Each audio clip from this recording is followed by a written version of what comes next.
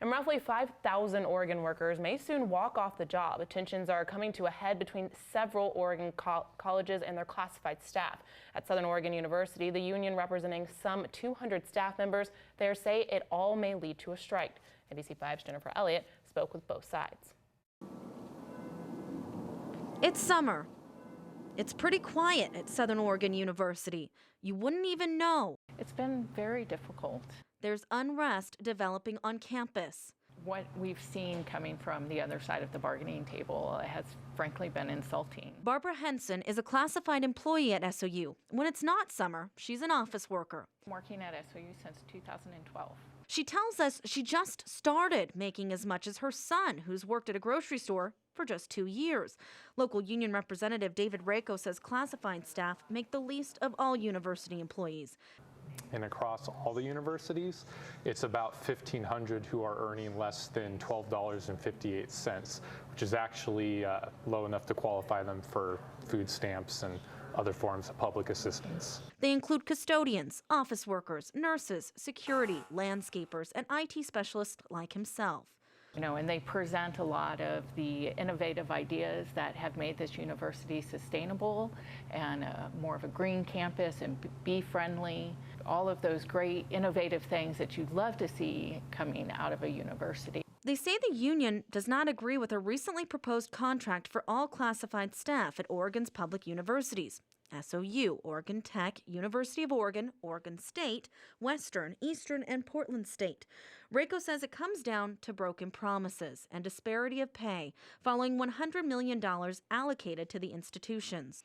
And the university's bargaining team even told us that if we got it, that they would be reevaluating those inflation adjustments, and they haven't. We 100% agree with the SEIU that they are certainly an integral part of running our institutions. Spokesperson for the public universities, Diane Saunders, tells us over the phone funding is limited everywhere. The decrease in state funding over time has really been difficult for the universities. She says the union is asking for 18 to 20% compensation increases in 2 years. They're offering 9%.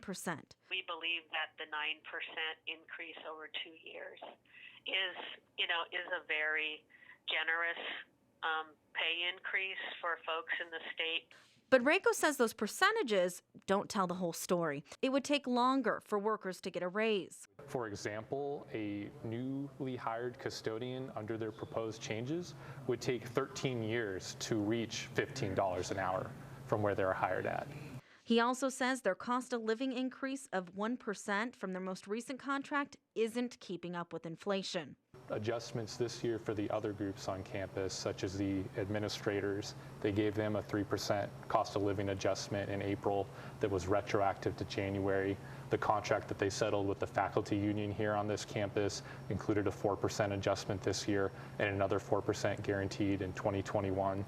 So they're signaling to other groups that they do have the money to offer those increases, and now they're telling us that they don't, and we feel disrespected.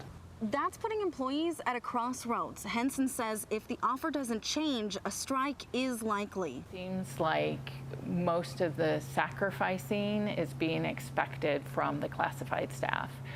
And it's unusual to see that happening because we know we're the lowest paid workers on campus.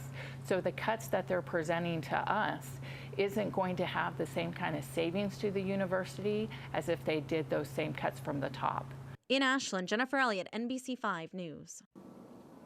A final official mediation session took place today. Rako says it may be a few days before they know the outcome of that meeting. He does say the union would take a vote before striking at the beginning of the fall semester next month.